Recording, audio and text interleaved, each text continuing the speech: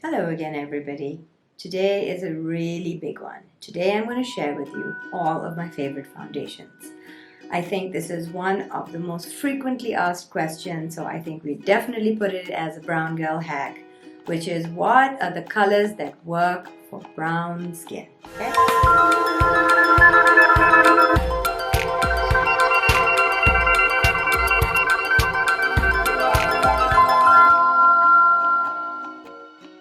I have put together my core kit of foundations in a trusty little bag so you guys can see, okay? On the right here you can see are all my warm tones, you can see my medium tones, you can see my light tones, okay? So I'm going to bust out all of these tones for you, but you can see, I would hope, that nothing in this bag is ochre-y, yellowy, greeny.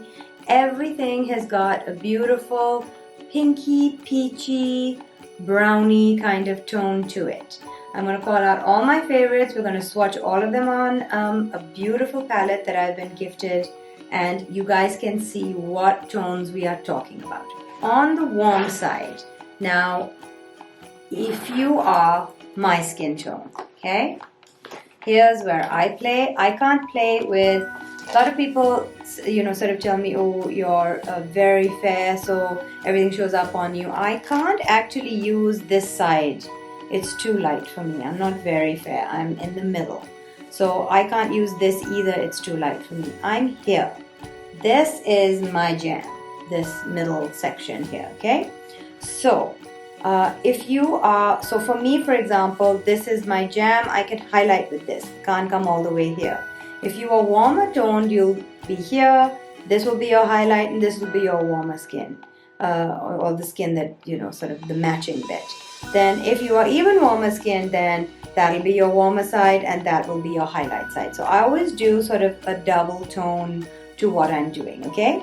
So let's start with the middle, which is what works for me. I'm going to show you guys on this really cool Fiza Iqbal acrylic palette she's got. It's called the Artiste Collection. And what I'm going to do is, I'm not too sure how you're supposed to hold these. I think it's like this. But I want to try and show you against my skin. So I'm going to shove my hand into this, okay? And I'm going to show you how I match my skin. I think it's the best way to do it, yeah? We're very lucky that while I like a lot of other foundations, my current favorite personal foundation, and I find myself reaching for it in the salon as well when I'm doing people's work, is L'Oreal True Match. It's because Val Garland actually, I saw her use it or recommend it, I think, or one of the sort of greats, and I thought, well, if they're using it, how bad can it be? It's worth a try, right? So that's how I kind of got over my Snobbery True, and I tried sort of True Match. And what I love about True Match is it's got this, I wonder if the camera will pick it up. Well, when you buy it, you'll see it's got this little sheen of gold within it. So obviously that's going to work for brown gals like nobody's business. So the color that I tend to use is Vanilla Rose for my brights, and I use Golden Sand. I'm sure you guys have seen me say this a million times, but I just want to demonstrate for you on this. I'm going to put a dot of Vanilla Rose, small dot, and I'm going to do a small dot of Golden Sand. So you can see now how that is 100% matching the two tones of my skin, right? There's the warmer tone and the brighter tone. So this is what's on my face, and you can see how that works really well with my skin tone. So let's just spread that down with a brush. Yes? So you can see that's like a dead ringer for my skin. You can see that's my brights, you can see that's my warms. So there's no sort of foreign color to that.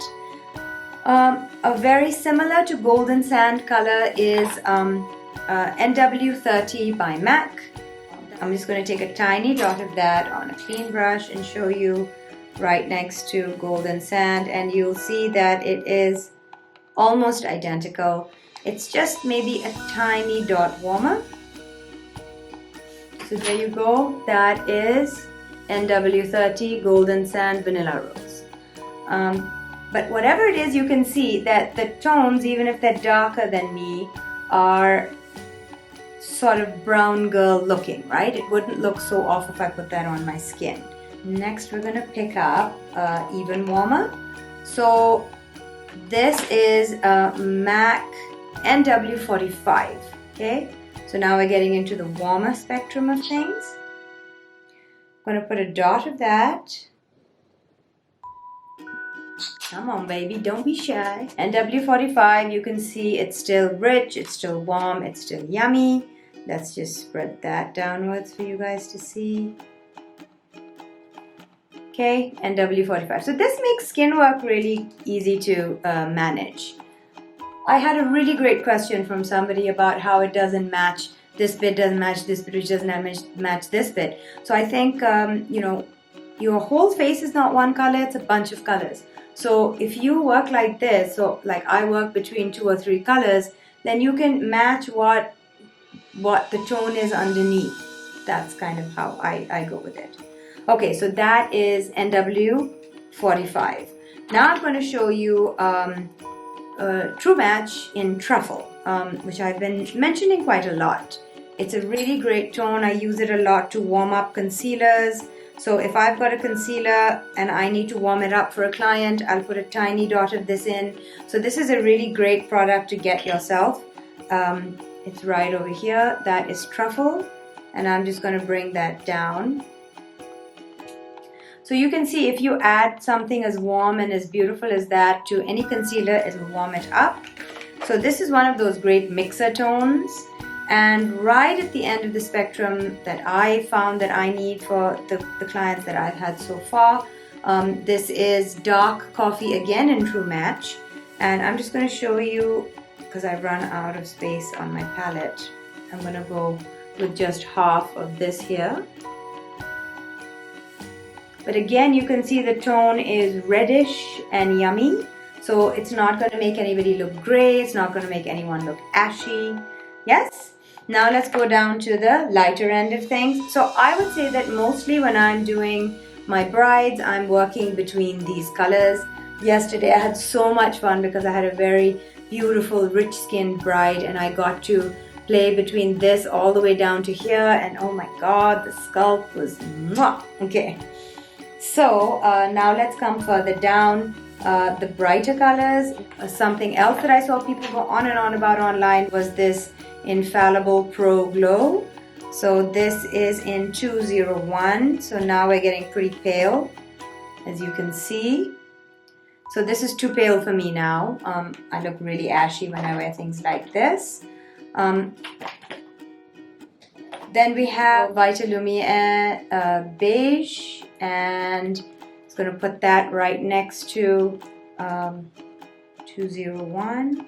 So the Chanel Vitalumiere Beige has got a little less pink to it, but I've noticed that when people you know, are very fair, often they don't have a lot of pinkiness, or if they have pinkiness, they need to kill that pinkiness because it's sort of, you know, it's a slightly angry skin because it's very pale, so it responds to sort of dryness or the sun or whatever, and you know, the lack of pinkiness in this often just evens out the skin even better. So you can see 201, I've got my peachy pink option, and then you've got the Chanel right here at the end, which gives you a more yellow option. I wouldn't say yellow, a less pinky option. And then right at the bottom of the spectrum, I have two faves. One is Bounce, the Beauty Blender Bounce. I don't know why people don't love this foundation. I love it. It's super rich. It does so much. This is in 1.50. And I'm just going to take a tiny bit out, which is really key because this is so rich. I just want you to see. It's like whipped cream mousse type situation. It's really, really lovely.